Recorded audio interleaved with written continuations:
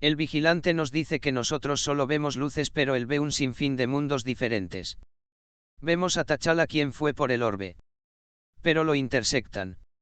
Y vemos que lo respetan y que se acuerdan de su nombre. Y se deshace de ellos. Lo lleva. Pero afuera lo esperaban. Y Yondu los empieza a matar. Wakanda 1988. Vemos que T'Challa quiere explorar el mundo exterior. Pero su padre le dice que el mundo no les puede ofrecer nada, ya que solamente provocan caos. Lo ven. Y se lo quedan. Vemos que están festejando y nos damos cuenta que T'Challa hizo que los devastadores ayudaran a los más necesitados robándoles a los ricos. Vemos a Drax. Y a Nebula. Es linda, Bob Esponja. Vemos a Thanos, quien es un simple devastador. Los dos platican. Nebula le dice que si no ha querido regresar a Wakanda. T'Challa le dice que fue destruida. Nebula le dice que le tiene una misión. La misión es ir por esta energía que tiene el coleccionista. E idean un plan.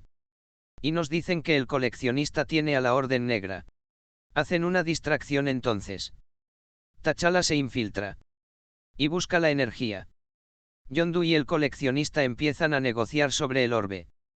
T'Challa encuentra una nave de Wakanda. Y se da cuenta que Wakanda no está destruida. De pronto vemos que Nebula los traiciona. Y vemos que los encerraron. T'Challa se enoja con Yondu.